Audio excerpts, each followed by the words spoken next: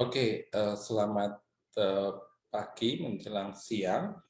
Untuk kali ini kuliah kewirausahaan Prodi Ilmu Lingkungan, baik kelas A sama kelas B, saya berikan materi melalui video karena hari ini saya ada acara di luar kota, tepatnya di Lombok, ya, dan saat ini saya sedang berada di pesawat untuk penerbangan dari mana Cengkareng menuju ke Lombok Praya ya, dan saya akan sampai tanggal 1 di sana. Jadi saya mendingan meregister, merekam kuliah saya untuk kemudian nanti saya share kepada Anda.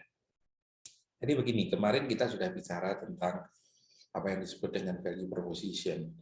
Kalau Anda menangkap pesan yang disampaikan oleh video kemarin, yaitu video tentang Indo-Barter, ya, bagaimana kelompok mahasiswa, anak-anak muda, tatkala mendengar ada pandemi, maka dia tidak mager, dia tidak malas gerak, dia tidak duduk tenang, tapi dia melakukan inisiatif untuk membantu pedagang-pedagang di pasar tradisional, yang dimana pasar tradisional itu kotor, ya kesannya gitu ya, kumuh, ya, itu akhirnya orang pada takut datang ke pasar karena social distancing-nya juga tidak diatur. Sehingga apa yang terjadi? Yang terjadi adalah sepi pembeli. Maka ketika terjadi sepi pembeli di situ, otomatis kasihan pedagangnya. Nah, maka datanglah mahasiswa yang kemudian membantu mereka. Bapak Ibu, pisangnya nggak laku ya? Iya Mas, sampai sore nggak laku. Bapak Ibu, semangkanya nggak laku ya? Iya Mas, sampai sore nggak laku. Nah, hingga akhirnya dibantulah pisang dan dagangan-dagangan tadi di sore hari dibarter. Dengan apa? Dengan kebutuhan pokok beliau. Mereka harus pulang, dan pulang itu harus membawa uang, dan uangnya biasanya dibelikan sembako, entah itu beras, entah itu gula, ya, mungkin entah itu Indomie dengan telur dan seterusnya. Maka mahasiswa tadi menyediakan itu, maka ditukarlah barang dagangan mereka yang tidak laku dengan sembako itu tadi. Begitu selesai ditukar, maka pisang dan seterusnya tadi dipotret, kemudian dijual online melalui WhatsApp bisnis, ya, jadi membuat nomor WhatsApp bisnis kemudian dijual online. Nah, sistem ini kemudian dibaca oleh orang melalui WhatsApp bisnis. Dari situ orang mulai pesan, saya mau beli pisang, ya, seperti yang di WhatsApp bisnis ini. Maka klik beli, dibaca oleh teman-teman mahasiswa tadi, kemudian mahasiswa inilah yang datang ke kios pisang untuk membelikan tadi, ya. Maka ini sistem COD, cash on delivery, ya. Maka dibelikan, dikirim ke rumahnya, kemudian di rumahnya dibayar plus ongkirnya. Nah, sampai di sini sebenarnya sudah terjadi apa yang disebut dengan sebuah konsep bisnis, ya. Jadi akhirnya mahasiswa tadi benar-benar datang membantu para pedagang tadi untuk kemudian bisa menjualkan produk-produknya yang tidak laku secara online. Nah, sampai di sini kita nanti akan belajar terkait dengan apa itu value proposition, gitu ya. Apa itu sebenarnya value proposition tadi? Sepintas mungkin boleh saya tayangkan seperti ini ya, PowerPoint-nya yang saya ceritakan tadi, kurang lebihnya adalah seperti ini, ya. Jadi mahasiswa tadi membuat pasar legi online namanya, karena lokasinya ada di pasar legi. Kemudian di sini adalah para pedagang, ya. Di sini ada para pedagang, ya. Dagang pasar banyak sekali, nanti Anda jumpai di pasar legi. Dia jualan apa? Ada yang jualan pisang, ada yang jualan semangka tadi ya, ada yang jualan jahe, macam-macam. Ya. Nah, ketika sore hari, ya, saya tutup dulu. Jalan, saya tutup. Sebentar, saya ulangi ya, Mas. Mbak, ya. Nah, ketika sore hari. Nah, seperti ini. Mereka membawa pisangnya ke tempatnya Indobarter, membawa jahenya yang tidak laku karena sepi, karena COVID, ditukar dengan minyak. Demikian juga semangkanya mungkin ditukar dengan gula. Ya, mungkin semangkanya 5, gulanya baru 1. Mungkin berasnya 5 kilo, pisangnya dapat 3 misalnya. Terjadilah di sini pertukaran. Maka pedagang tadi pulang sudah bisa membawa sembako untuk kehidupan besok sehari. Ya, sementara di sini numpuk barang-barang di tempatnya mahasiswa tadi di Indobarter. Barang-barang ini harus numpuk. Gimana? Ya sudah, dibikinlah katalog. Ya, katalog ini ada di WhatsApp bisnis. Kemudian ini disampaikan kepada publik, ya, sehingga orang bisa mengakses semuanya melalui WhatsApp bisnis lewat internet, lewat komputer, lewat PC atau lewat handphone, hingga akhirnya orang seperti ibu ini mau masak, tidak usah susah-susah, dia melalui WhatsApp bisnisnya, dia langsung memesan kepada Indobarter, memesan semangka, datang semangka. Ya, jadi ini prosesnya, gitu. Ya. Nah, seperti itu proses daripada Indobarter. Nah, sekarang apa hubungannya dengan apa yang disebut dengan apa istilahnya kemarin itu saya beri nama value proposition. Jadi begini, ya, yang membedakan bisnis dengan jualan itu ada di value proposition. Ya. Jadi kalau saya jualan, ya sudah, saya ibarat kata tidak perlu lagi macam-macam. Saya tinggal gelar lapak, saya buka lapak, ya mungkin lapaknya itu ada di trotoar orang, nggak peduli, ya. Nah disitulah yang kemudian disebut jualan. Tapi kalau orang berbisnis berbeda, dia tidak mungkin langsung tiba-tiba membuka lapak begitu tanpa ada apa yang disebut dengan value proposition. Nah, saya akan share satu slide ini dengan apa yang disebut dengan value proposition. Anda lihat di sini, Mas. Orang di dalam menjalankan bisnis itu harus diperhatikan ada 9 blok ini yang nanti akan kita bahas di dalam perkuliahan kita. Blok yang pertama, ya, blok yang pertama saya kasih warna putih, oke. Nah, ini blok nomor 1 yang orang sering.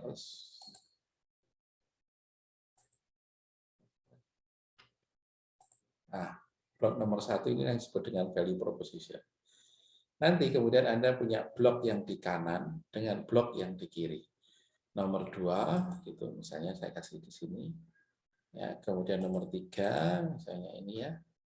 Nomor 3. Kemudian di sini nomor 4, misalnya gitu. Ya, dan di sini nomor 5. Ya. Nah, kemudian di sini nanti Anda akan punya nomor 6, mungkin saya taruh di sini. Kemudian nomor 7. Tuh. Kemudian nomor 8.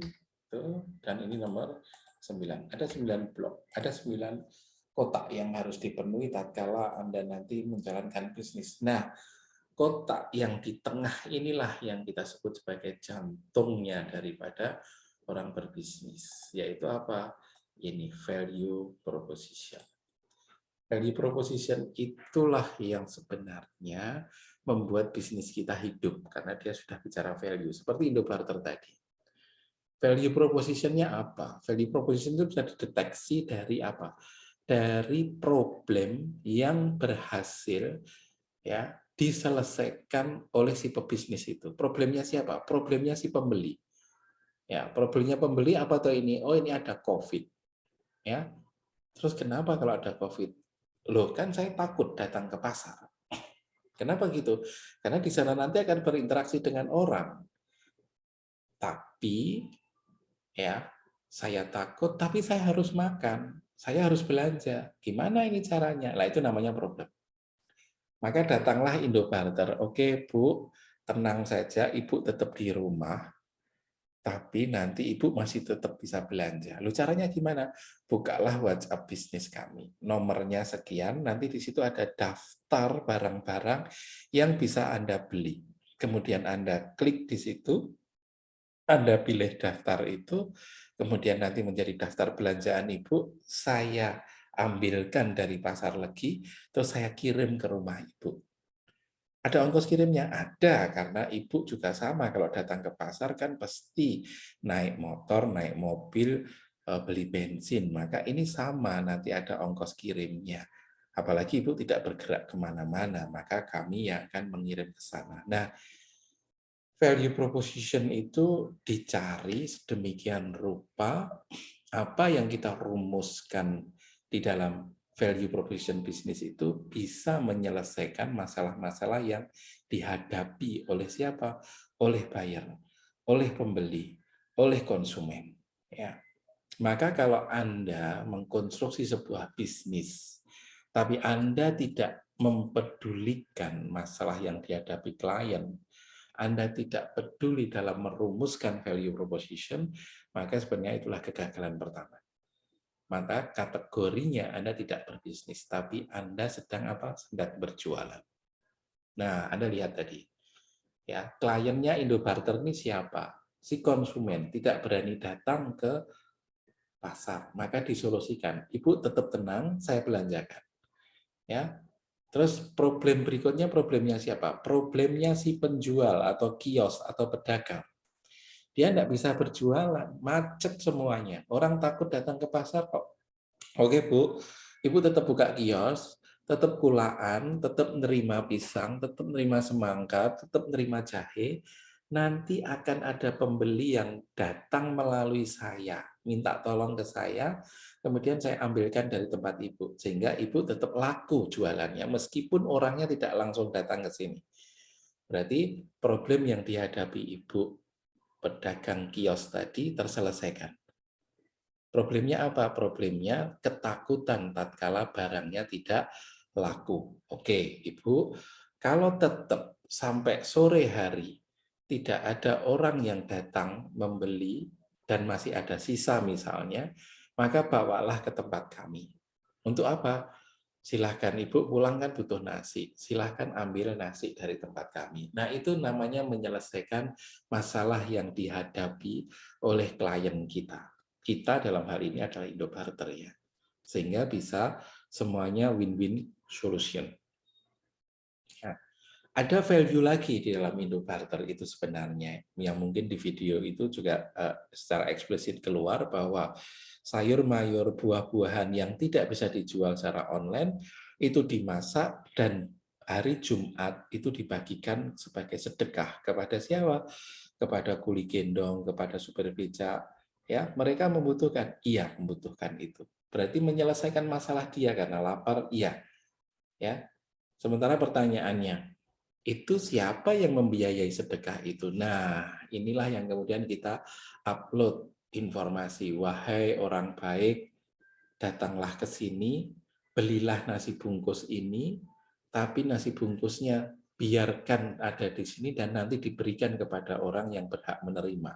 Maka sedekah Anda akan sampai ke langit dan Anda akan mendapatkan kebaikan. Nah, ini namanya sosiopreneur.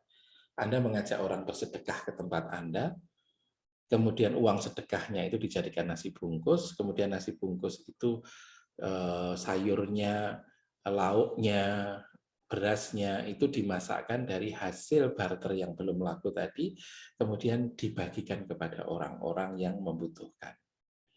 Itu juga value yang kedua. Ya, value yang ketiga ya, value yang pertama tadi untuk konsumen, value yang kedua tadi adalah untuk kios, pedagang. Ya, kemudian value yang ketiga ini tadi adalah untuk siapa? Untuk orang-orang di luar dua ini tapi membutuhkan makan, membutuhkan minum, membutuhkan perhatian kita, yaitu melalui sedekah. Termasuk orang-orang yang mau bersedekah hari ini itu membutuhkan itu tadi. Kenapa? Saya datang, mohon maaf ya, ke masjid, kemudian bersedekah, uangnya kemana saya tidak ngerti. Ke gereja saya bersedekah, atau kolektor memberikan uang ke gereja, tapi saya tidak ngerti uangnya ini dipakai untuk apa ya? Beli tiker ataukah membeli makanan dan seterusnya? Enggak ngerti. Tapi saya terpuaskan ketika saya mengirimkan uang sedekah itu ke Indobarter, kemudian dimasakkan sama mereka, kemudian itu difoto, kemudian diupload di IG-nya Indobarter, saya kok merasa senang sekali. Senang apa? Saya puas bisa membantu orang.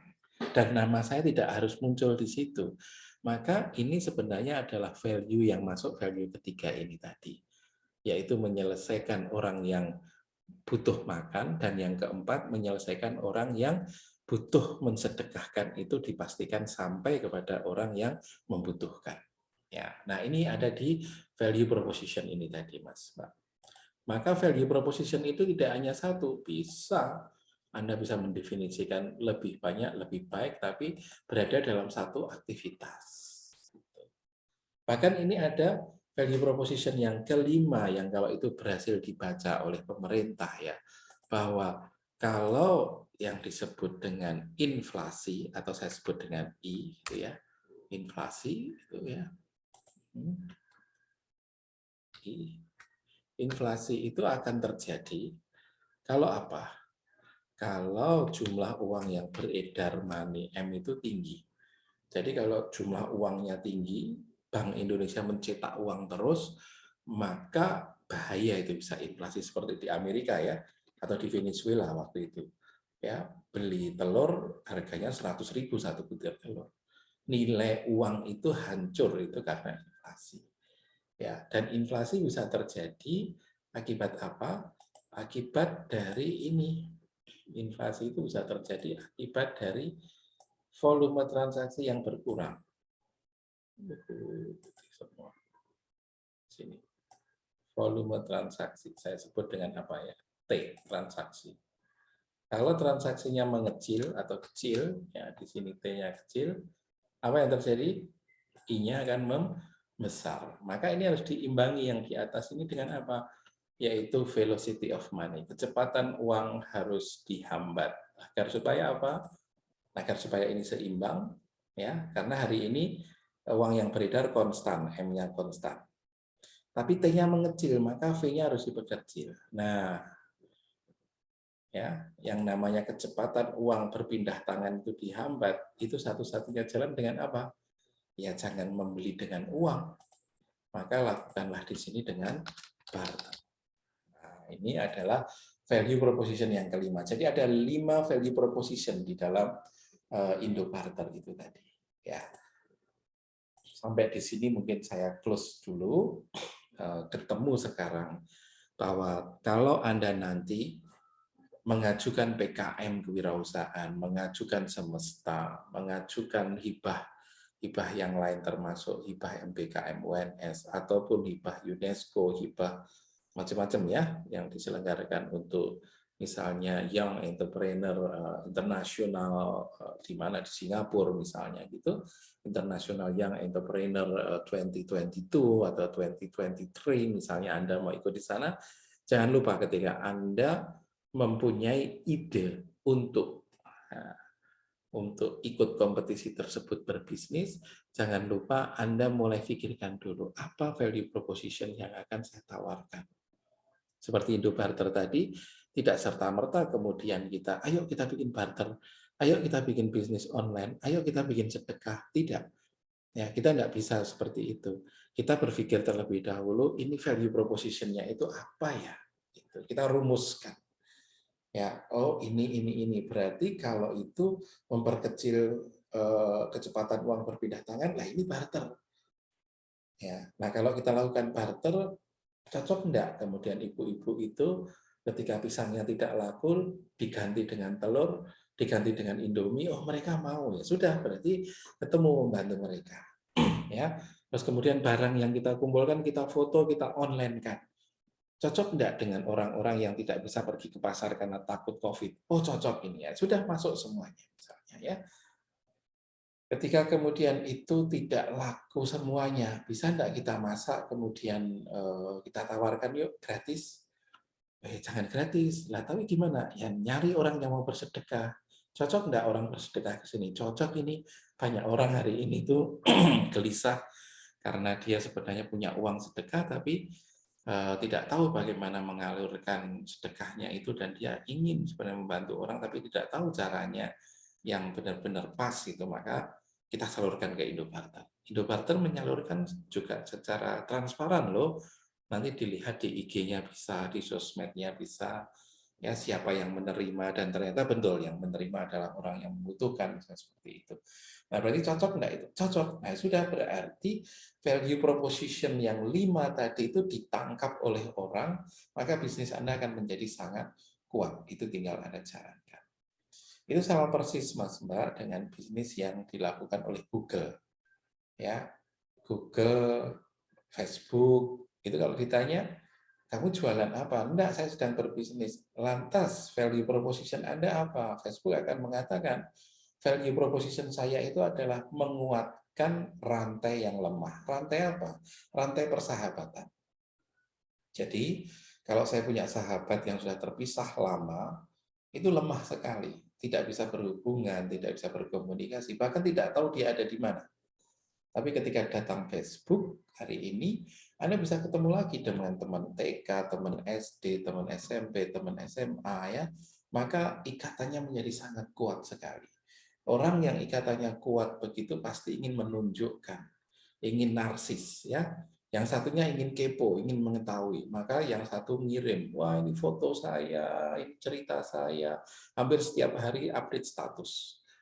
Nah, dengan update status ini akhirnya data terkumpul semua. Apa yang dilakukan oleh Facebook, data itu kemudian di-mining, ditambang, kemudian dianalisis, ketahuan bahwa lihat kalau hari begini, bulan begini, orang Indonesia itu suka loh makan yang panas-panas karena musimnya sedang musim hujan, misalnya kayak gitu.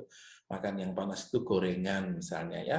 Maka mereka akan butuh itu tepung, mereka akan butuh itu tepung yang banyak misalnya, atau minyak yang banyak misalnya kayak gitu. Mulailah kemudian mereka berinisiatif membuat pabrik tepung di Indonesia dan seterusnya. Lifestyle semuanya ketahuan dari situ, dan data itu kemudian bisa ditambang, bisa dianalisa. Yang sekarang baru tren namanya data science, ya. Yang sekarang baru tren orang bicara big data analitik, data yang sangat besar, setiap hari bertambahnya jutaan, miliaran, tapi data itu bisa dibaca dan dimanfaatkan untuk kepentingan bisnis, ya. Nah, itulah value proposition. Setiap bisnis-bisnis besar pasti punya value proposition seperti itu, ya. Sampai di sini saya pikir Anda sudah paham tentang apa itu value proposition, dan dari survei yang Anda lakukan kemarin, tolong benar-benar Anda amati kira-kira apakah Anda benar-benar mendapatkan pedagang atau kios yang berkenan untuk kemudian melakukan barter dengan Anda, ya, dan kemudian berkenan untuk dibantu dijualkan secara online seperti Indobarter itu, ya.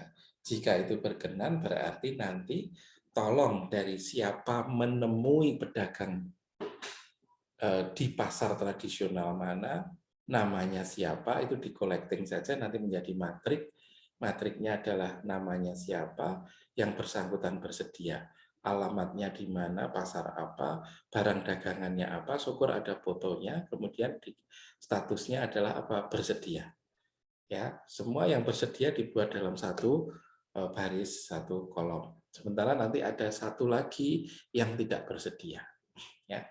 Nah, dari situ Anda nanti bisa menyimpulkan bahwa ini sudah ada orang yang bersedia bergabung. Nah, maka orang yang bersedia bergabung itu bisa dimasukkan menjadi member daripada apa? Daripada Indobarter. Maka kalau nanti kita masukkan profilnya, ya, atau mungkin Anda membuat Indobarter sendiri karena posisi pasarnya mungkin di Sukoharjo, atau mungkin di luar kota Solo, atau mungkin di luar Jawa, Anda bisa mempraktekkan itu semuanya, dan nanti akan kita supervisi langsung, ya, sehingga itu akan menjadi bisnis Anda menjadi Indobarter di Palembang, menjadi Indobarter di Sukoharjo. Tidak apa-apa, tidak apa-apa. Nanti akan kita belajar pelan-pelan, banyak sekali yang bisa bermanfaat. Dan saya janji untuk kuliah kewirausahaan sesi semester ini kita fokus saja pada Indobarter untuk kemudian nanti kita petakan ke dalam bisnis model kanvasnya tadi, mulai dari value proposition sampai dengan revenue stream, sampai dengan cost structure analysis, dan juga sampai dengan Anda praktekkan langsung di lapangan. Keberhasilannya seperti apa selama 1 semester melakukan project-based learning untuk kegiatan kewirausahaan. Itu ya. Saya kira itu saja dari saya. Nanti selebihnya Anda bisa chatting saya melalui WA atau melalui WhatsApp group. Nanti bisa kita diskusi. Silahkan pertanyaan-pertanyaan dituangkan di WhatsApp group. Nanti setelah landing dari pesawat saya akan baca dan segera akan saya jawab. Terima kasih. Sampai di sini. Assalamualaikum warahmatullahi wabarakatuh. Selamat siang dan selamat bekerja untuk meneruskan pekerjaan yang sangat mulia, yaitu membantu para pedagang yang hari ini mungkin kesulitan menjual barang dagangannya. Terima kasih.